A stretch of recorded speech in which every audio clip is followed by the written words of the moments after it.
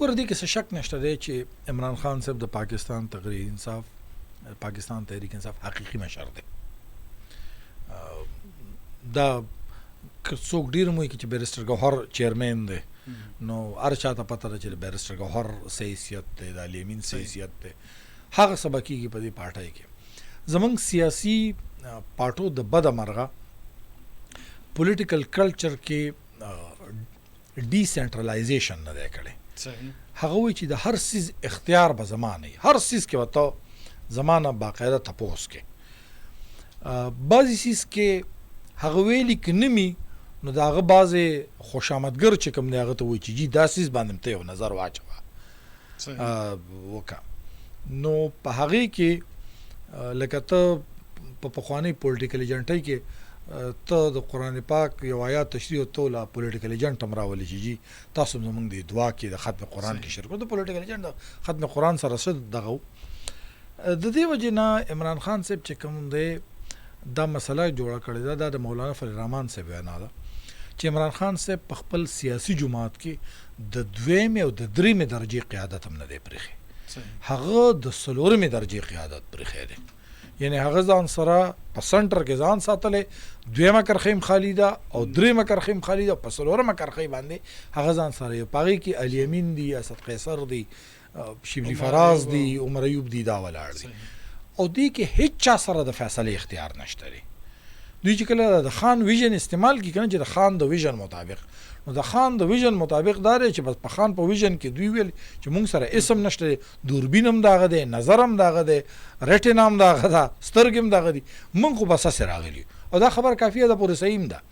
فضل حکیم هم په هغه نظر ګوري، علي امین هم په خان په ویژن باندې ګوري. او زمونږ په صوبه کې زمونږ هغه وزیر صاحب چې د محمود خان صاحب انفارمیشن منسټر اجمل وزیر صاحب به چې 15 منټه تقریر وکړ نو اجمل وزیر صاحب په تقریر کې د خان د ویژن د ټکې 14 پیرې استعمالو، 12 هم نه 14 پیرې په نه 15 منټه کې او بیا که به دا تقریر 10 منټه شو نو دا به هغه د دې نه هم سیوا کو، ځکه چې هغه هره خبره به چې کوم نه شروع کېدله د خان د ویژن به هغه اجمل وزیر د خپل پالیټکس هم کوي. دغه سره زما هغه وخت کې متویل چې د خان په دې ویژن کې ته ډېر زیات اور لاړ شي. نو د خان ویژن چې کوم دی، فضل حکیم هم د خان ویژن دی، علي امین هم د خان ویژن دی، احتشام خان هم د خان ویژن دی، او ورسره که وګورو شاه فرمان هم د خان ویژن دی.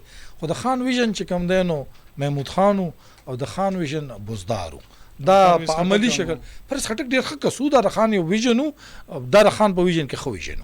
زه یقیني خبره زه د پر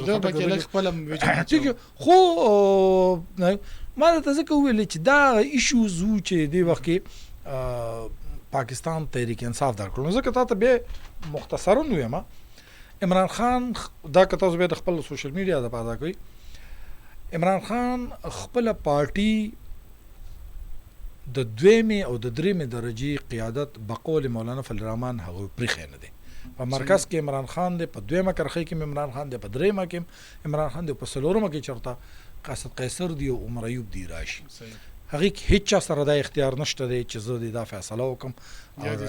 د دې وجې نه د بجټ 2025-26 چې کله پیش کېده نو دوی په خوشامدۍ کې دومره لاړل چې دا بجټ هم دی هغه وګوري او د هغې هغه آشیرواد دی واخلي.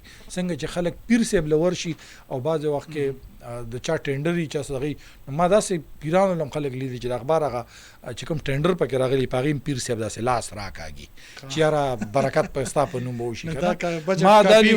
ما داسې هم پیران لیدلي دي چې چا کور جوړو او هغې پې چې کوم دی هغه خښته باندې وله لاس راښکلی دی